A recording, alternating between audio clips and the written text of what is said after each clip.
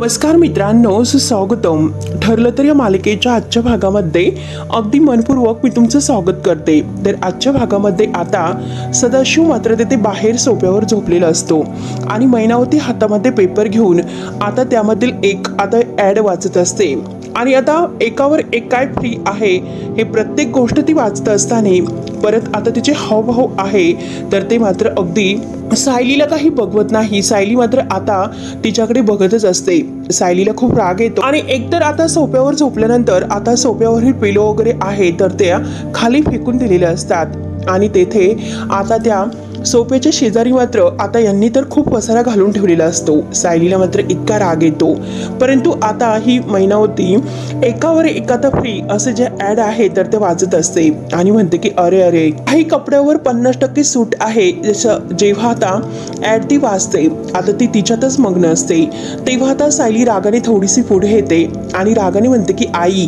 तेव्हा आता लगेच मैनावती म्हणते की सायले अगं तू का इकडे ये, तुला मी काय दाखवते बघ. अगं कपड्यावर 50% फ्री आहे तर, आणि हा जो पत्ता आहे तर तो येथील जवळच्याच दुकानामधील आहे ग. आणि खाली बघ आता दुसरी ॲड आहे की एका चपलेवर दुसरी चप्पल फुकट म्हणून.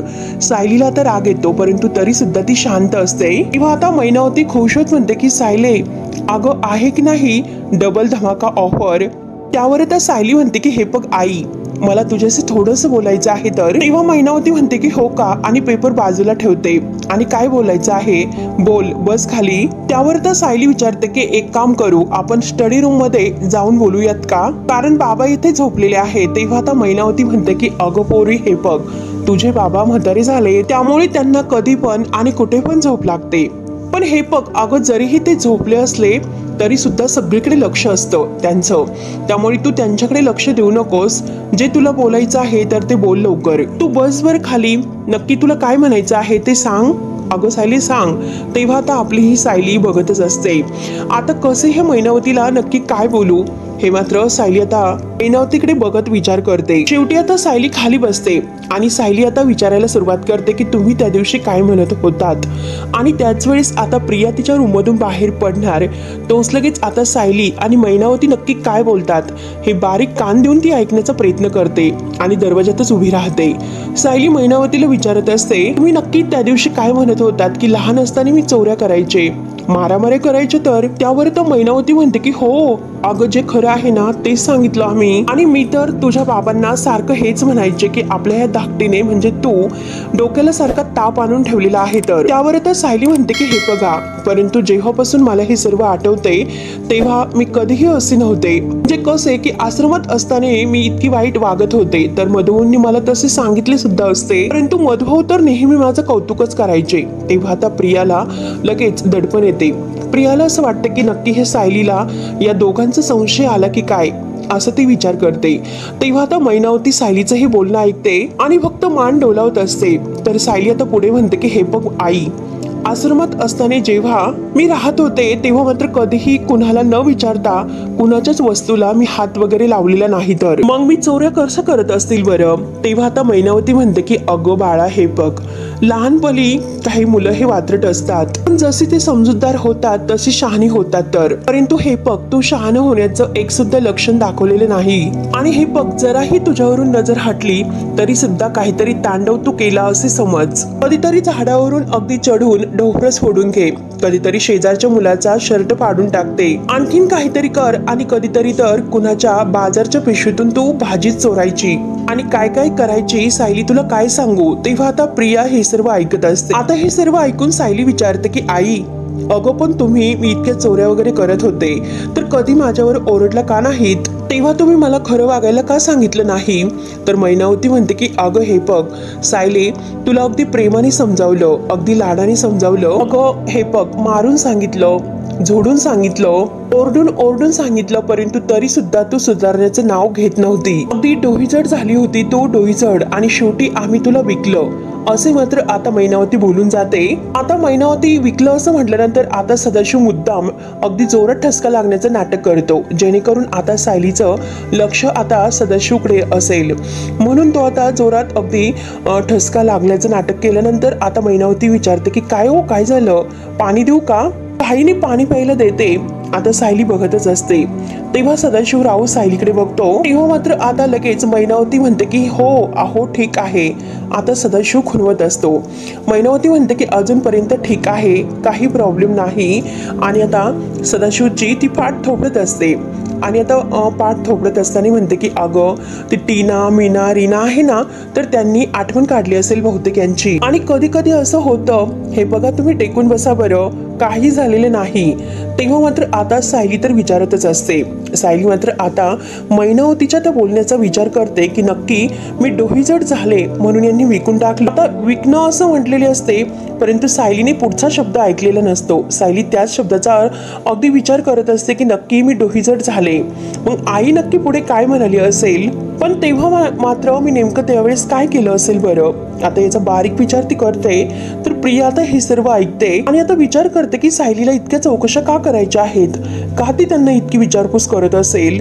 आता DNA रिपोर्ट मिळाले तरी सुद्धा यांचं हे खोदकाम सुरूच आहे. तर आता मात्र यांना मी कसं थांबू बरं. अर्जुन आणि सायलीचा संशय घालू कसा मी. ही दोघं तर अगदी माती खायला निघालेत आणि एक दिवस सुद्धा या दोघांच्या टेन्शनमुळे मला अगदी निवांत झोपता येईना. त्यामुळे आता मात्र ही चिठ्ठी आहे तर ती लगेच मला त्यांच्या खोलीत ठेवायलाच हवी. तेव्हा प्रिया लगेच आता ती चिठ्ठी या सदाशिव आणि मैनावतीच्या रूम मध्ये ठेवायला घेऊन जाते. त्यानंतर आता इकडे साक्षी मात्र तयार होऊन सचिनला भेटण्याची वाट बघत असते. आता त्याला फोन करत असते, परंतु तो साक्षीचा फोन काही उचलत नसतो. आता साक्षी वैतागते आणि तेवढ्यात आता दरवाजाची बेल वाजते. तर आता साक्षी खुश होत दरवाजा उघडते आणि आता सचिनला बघून ती तर खूपच खुश होते. आणि आता दोघे एकमेकांना हाय करतात. तर आता साक्षी म्हणते की मला तर असं वाटलं होतं की आता सुद्धा आपली भेट नाही होऊ शकत, आयुष्यभर आपण ऑनलाईन चॅटिंगच करत राहू की काय असं वाटलं होतं. आणि फायनली आपली भेट तर झालीच. तेव्हा आता सचिन म्हणतो हे होऊ नये यासाठी तर भेटायला आलो ना. तेव्हा आता साक्षी खुश होत म्हणते की सो वेलकम होम. तेव्हा आता सचिन आपला लगेच साक्षी समोर येतो. आता साक्षी त्याच्याकडे अगदी रोमॅन्टिक होत बघत असते. तेव्हा आता सचिन लगेच आता साक्षीकडे बघतो आणि साक्षीला म्हणतो की हे बघ, तू जशी पिक मध्ये दिसत होती त्यापेक्षा आणखीनच ब्युटिफुल अगदी समोर दिसतेस. तेव्हा मात्र आता साक्षी खुश होत म्हणते की खरंच तू सुद्धा तुझ्या पिक्स मध्ये जसा दिसतो पण त्यापेक्षा जरा जास्त डॅशिंग सुद्धा दिसतो. तेव्हा मात्र आता सचिन खुश होत म्हणते की थँक्यू. तर आता साक्षी खुश होऊन म्हणत असते कारण मी आता अगदी थोडस नर्वस होते, कारण अशा ऍपवरून मी आतापर्यंत कधीही कुणाला भेटले नव्हते. त्यावर आता सचिन लगेच हसतो आणि म्हणतो की तुला काय वाटलं की हे मी नेहमी करतो की काय. त्यावर आता सायली म्हणते की नो नॉट लाईक दॅट. तेव्हा मात्र आता साक्षीने आपलं नाव समीरा सांगितलेलं असतं. तर सचिन म्हणतो की हे बघ, आता मात्र ही आपली भेट आहे तर ती मात्र फायद्याचं ठरणार आहे हे बघ समीरा, कारण मला वाटलं नव्हतं की मला इतकी सुंदर, स्मार्ट आणि कर्तबगार, हुशार मैत्रीण असेल म्हणून. तेव्हा आता लगेच साक्षी खुश होते आणि म्हणते की अरे माझ्याबद्दल जे काही तू हुशारकी गातो ते संपणार आहे की नाही. आणि हे बघ, मी मात्र आपल्यासाठी दोघांसाठी मस्त जेवण ऑर्डर केलेलं आहे, त्यामुळे तू तयार हो, फ्रेश वगैरे हो, त्यानंतर आपण जेवण करूयात. तेव्हा मात्र आता सचिन बोलता बोलता विचारतो की बेडरूम. तेव्हा साक्षी आश्चर्याने बघते आणि परत सचिन विचारतो की वॉशरूम कुठे आहे. तर आता साक्षी तिकडे बोट दाखवते. त्यानंतर आता सदाशिव आणि मैनावती आपल्या रूम मध्ये येतात. तर आता सायलीने जे प्रश्न विचारले असतात तर मैनावती लगेच म्हणते की अरे देवा, बघितलंच ना, ही सायली फक्त आपल्याला प्रश्न विचारून भंडावून सोडते की तिच्या मनामध्ये काय सुरू असेल आपल्याविषयी. बाई बाई बाई, खरंच किती प्रश्न विचारले, हे सांग ते सांग असे अनेक प्रश्न ते विचारत होती. आणि तेव्हा तर मला भीती वाटत होती की काहीतरी चुकीचं बोलते की काय मी, आणि नक्की काय बोलायचं तेच मला सुचत नव्हते. आणि तेवढ्यात आता सदाशिवचं त्या प्रियाने ठेवलेल्या चिठ्ठीकडे लक्ष जाते. ती चिठ्ठी तो उचलतो आणि मैनावतीला विचारतो की ही चिठ्ठी कोणाची आहे, आपल्या रूम मध्ये कोणी ठेवली असेल. त्यावर तर मैनावती म्हणते की मला कुठे माहिती, तुम्हीच ठेवली असेल.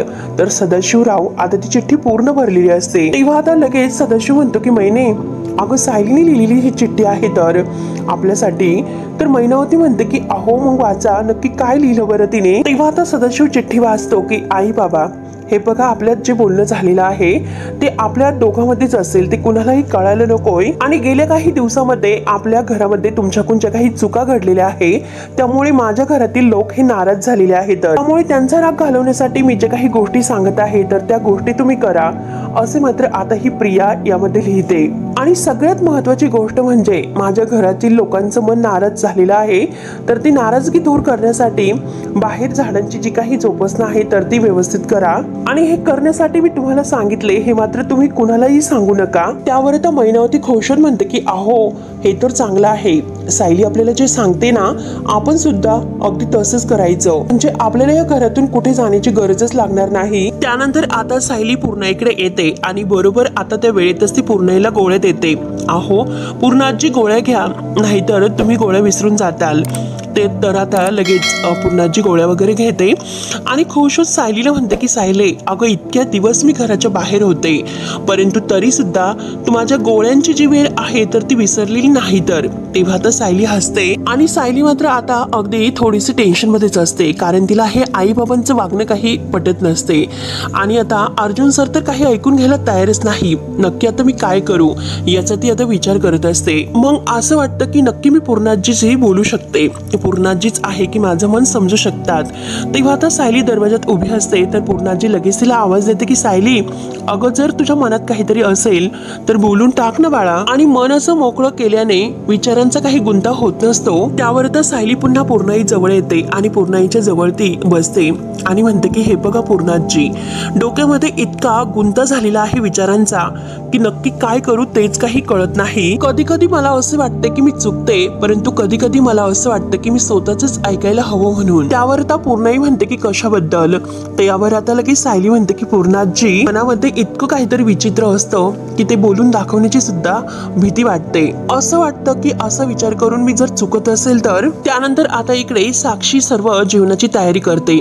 तर आता जो हा सचिन आहे तर सचिन मात्र आता त्याचं ते आवडतं जेवण आहे ते बघून आता साक्षीला विचारतो की तुला कसं माहिती बरं मला हे इंडियन फूड खूप आवडते म्हणून. तेव्हा आता लगेच साक्षी म्हणते की अरे तू विसरला असेल, परंतु जेव्हा आपण पहाटे 4ला जी चॅटिंग वगैरे करत होतो इंडियन, अगदी पहाटे 4ला, आणि त्यावेळेस मात्र तू मला म्हणाला होता की तेथे तू म्हणजे बसून इंडियातील जे काही फूड आहे तर तो अगदी मिस करतो म्हणून. तेव्हा आता सचिन म्हणतो की असेल आणि गेल्या काही दिवसापासून आपण इतकं बोललेलं आहे त्यामुळे मला असं वाटायला लागलं की आपण अनेक वर्षापासून एकमेकांना ओळखतो. तर परंतु हे बघ अगं, मी जरा चेक केलं तेव्हा तुझे सोशल जे काही अकाउंट आहे तर ते इतके नवीन कसे आहेत बरं. तेव्हा आता साक्षी बघत असते. साक्षीला नक्की काय उत्तर द्यावं ते काही कळत नाही, कारण आता साक्षीने आपले जुने जे काही सोशल अकाउंट आहे ते सगळे बंद केलेले असतात आणि नवीन आता सोशल अकाउंट आहे तर ते ओपन केलेले असतात. म्हणून साक्षीला तर प्रश्न पडतो की नक्की आता या सचिनला काय उत्तर द्यायचं. साक्षी आता अगदी हसतच बघत असते. तर इकडे पूर्णाजी सायलीला म्हणते की सायली, तू नक्की काय बोलते ते मला नाही कळत, परंतु तू मला कळतेस. आणि हे बघ सायली, तू जर चुकत असती तर तुझा असा गोंधळ उडाला नसता. काय होतं हे बघ, आपलं मन आपल्याला एक सांगत असतं आणि आपली बुद्धी मात्र दुसरंच काहीतरी दाखवत असते. म्हणून आता सैरावैरा व्हायला होते. मग अशा वेळी अगं शांत बसायचं असतं आणि त्यावेळेस मात्र आपण आपल्या आतील आवाज ऐकायचा. म्हणजे आपण कितीही चुकलो पण आपल्या आतील आवाज मात्र कधीही चुकत नसतो बाळा. आणि हे बघ सायली, तुला तर माणसंही कळतात. आणि हे बघ सायली, अगं माणूस जर स्वच्छ असेल तर अख्खं जग सुद्धा त्याच्या विरोधात गेले तरी सुद्धा तू त्याची बाजू धरून ठेवते. अगं मधुभाऊंच्या बाबतीत सुद्धा तू हेच केलं. मी तर त्यांच्या बाबतीत चुकले होते सायली, पण त्यावेळेस सुद्धा तू मधुभाऊंची बाजू घेऊन माझ्या समोर सुद्धा अगदी ठामपणे उभी राहिलीस. तेव्हा आता सायली मात्र अगदी पूर्णाजीचं बोलणं मन लावून ऐकत असते. त्यानंतर मात्र आता इकडे साक्षी सचिनला म्हणते, ऍक्च्युली माझे 2 वर्षापूर्वी खूप असे अकाउंट्स होते, पण काही काळानंतर ह्या सगळ्याचा इतका ओव्हरडोस झाला त्यामुळे मात्र सगळे अकाउंट्स आहे तर ते मी डिलीट केलेत. आणि आता 2 वर्षानंतर मला असं वाटतं की काही नवीन जी माणसं आहे तर ती माझ्या आयुष्यामध्ये असावी, त्यामुळे मात्र मी नवीन काही अकाउंट्स ओपन केले. तर त्यावर तर सचिन म्हणतो की अगं हे बघ, जेव्हा मी तुझे पिक्स बघितले त्यावेळेस माझी रिॲक्शन काय होती हे तुला माहिती आहे का, की तुझी जी काही पर्सनॅलिटी आहे तर ती तुझ्या नावाला एकदम अशी सूट करते. तर समीरा शेखर समीरा असे जेव्हा आता सचिन म्हणतो तर साक्षी त्याच्याकडे बघत असते आणि तेवढ्यात मात्र आता अस्मिताचा कॉल मात्र सचिनच्या मोबाईलवर आलेला असतो। सचिन आता खिशातून मोबाईल काढतो आणि फोन कट करतो। तेव्हा आता ही साक्षी बघत असते। साक्षी त्याला म्हणते की अरे फोन अटेंड कर। तेव्हा आता सचिन म्हणतो की नाही, म्हणजे हे बघ मला आता कोणतंही काम नाही करायचं, मला फक्त माझा वेळ आहे तर तो तुझ्यासाठी ठेवायचा आहे। तर तेव्हा आता साक्षी इतकी खुश होत असते आणि बरोबर ती सचिनला आपल्या जाळ्यामध्ये अडकवण्याचा प्रयत्न करते। त्यानंतर मात्र आता इकडे पूर्णाई सायलीला सांगते, अगं कुणाचं मन कसं आहे साक्षी, सायली हे तुला कळते।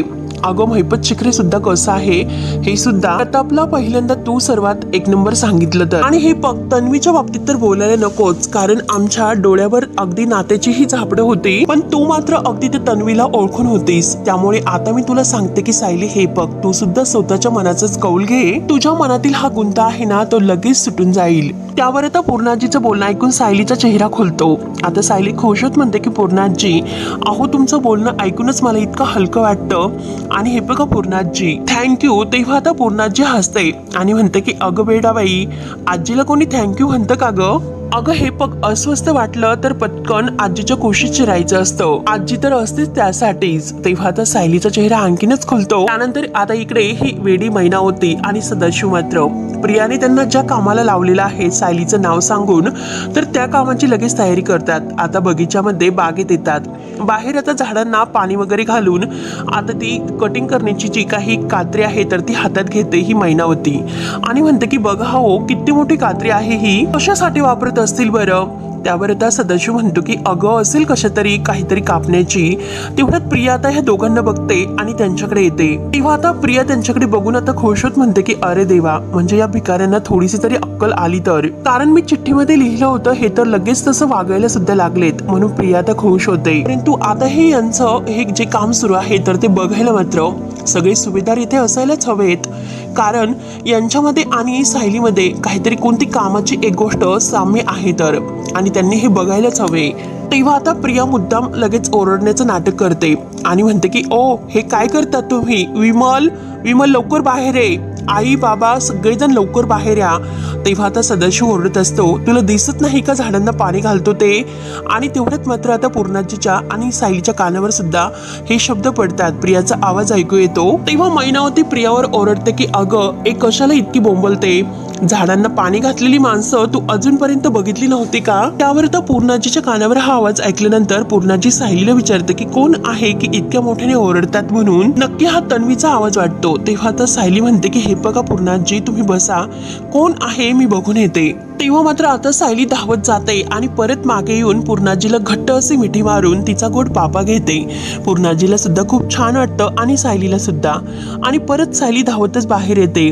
त्यानंतर आता कल्पना अस्मिता वगैरे हे सगळेजण बाहेर येतात। कल्पना आता प्रियावरच ओरडते की अगं काय झालं तन्वी, कशाला तू उगाच ओरडते बरं? तर आता ही प्रिया म्हणते की आई मी ओरडत नाही, कारण हे दोघं जे काम करतात ना ते बघून मला या दोघांचं खूप कौतुक वाटलं तर, आणि ते शेअर करायला म्हणून मी तुम्हाला बाहेर बोलावलं। तेव्हा आता मैनावती म्हणते की कौतुक, अगं आता तर तू बोंबलत होती आणि आता म्हणते कौतुक, आणि तेवढ्यात सायली सुद्धा तेथे येते। तेव्हा आता प्रिया म्हणते की मैना काकू अहो खरंच मला इतका आनंद झाला म्हणून मी आवाज देत ओरडत होते। जेव्हा मी बाहेर आले तेव्हा मला असं वाटलं की सायलीच झाडांना पाणी घालते की काय, कारण आपल्या घरामध्ये झाडांवर प्रेम करणारी फक्त सायली आहे, आणि आता मात्र ही सायली नव्हती तर ही मात्र सायलीची आई, म्हणजे जशी लेक तशी आई।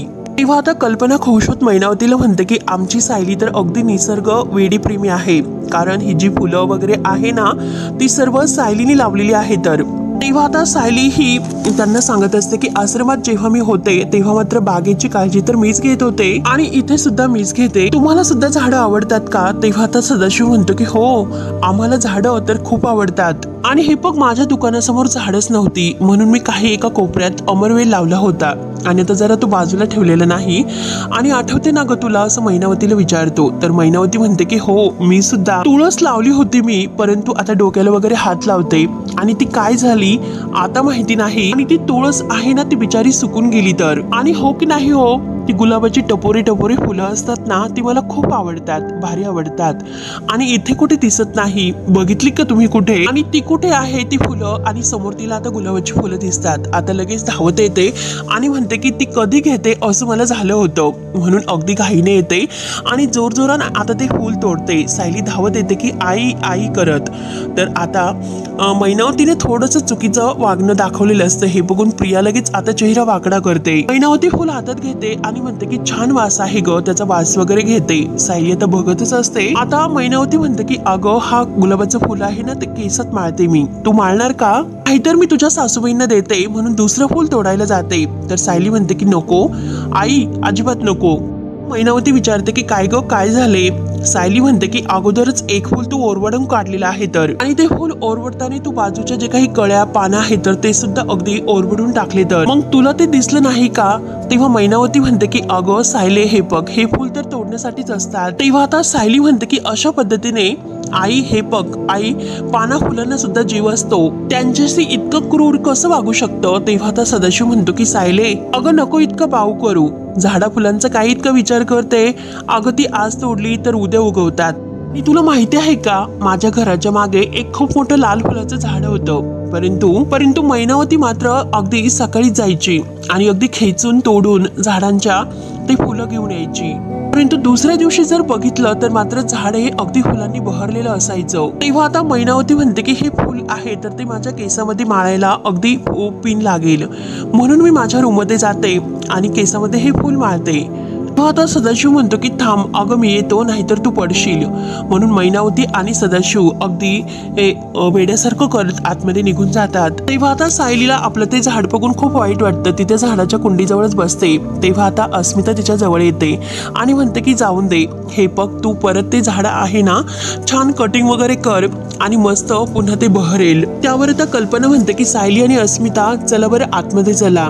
तेव्हा आता सायली म्हणते की आई तुम्ही पुढे व्हा, मी आलेच. आणि सायली मात्र आता त्या फुलाकडे बघत अगदी तिला इतकं वाईट वाटतं आणि ती विचार करते की या दोघांच्या पोटी मी जन्म घेतला, यावर माझा आता अजिबात विश्वास नाही, अगदी काडीचं सुद्धा. पूर्णाजींनी मला सांगितलेलं आहे की आता आपण आपला आवाज ऐकायचा, मग मी सुद्धा आता तेच करणार. तेव्हा आता सायलीने पक्का निर्धार केलेला असतो की आता कुणाचं ऐकायचं नाही, हे आपले आई बाबा नाहीत, हाच विचार करायचा.